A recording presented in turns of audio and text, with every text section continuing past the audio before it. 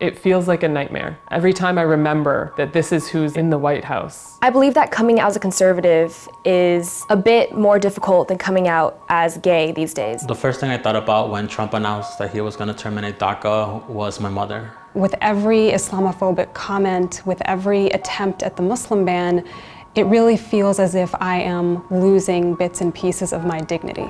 I agree with the travel ban because it goes with national security. My 2017 was fierce. It's game-changing. It was a roller coaster. It was exhausting, but empowering. Agonizing. Great. This is my 2017.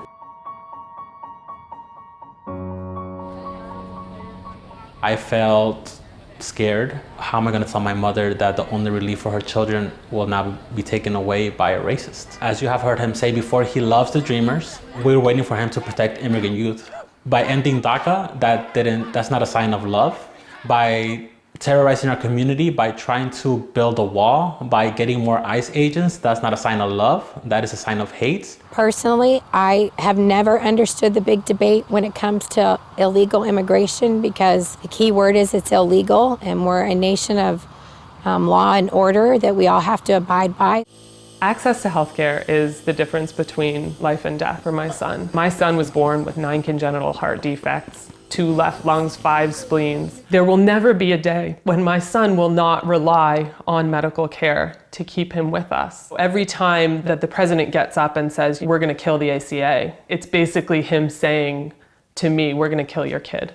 President Trump needs every ounce of support he could get from the American people right now because there's so much backlash. I just want to make sure that he knows we still have our support and that he is doing pretty good in the White House right now. So when I spoke out within my community about my beliefs and my political views, response from people is that, wow, you are betraying your own people, you're a self-hating Asian American, you're just being brainwashed by white people. I don't think that's okay. I think everyone, no matter what race, is entitled to their own opinion and entitled to what they believe in. When the president tweeted about transgender service no longer being wanted or needed in this country, it definitely hit a low point. But my reaction was shock and wonder of where is this coming from? And our next action was figure out what we need to do. We need to go back to work. Most of my extended family is actually living in Iran, and I haven't seen them in about 10 years. The process to get my uncle a visa took about 14 years in total, and he finally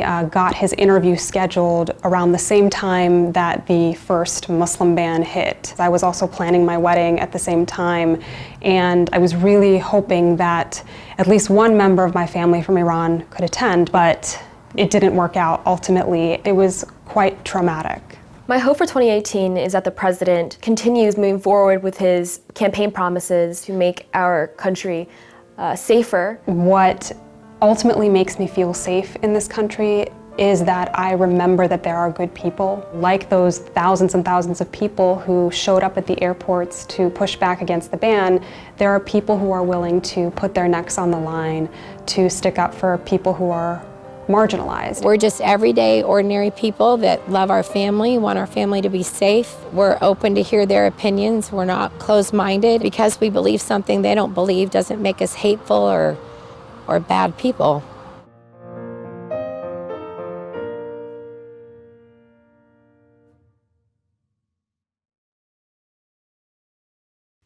Hey, NBC News viewers, thanks for checking out our YouTube channel. Subscribe by clicking on that button down here and click on any of the videos over here to watch the latest interviews, show highlights, and digital exclusives.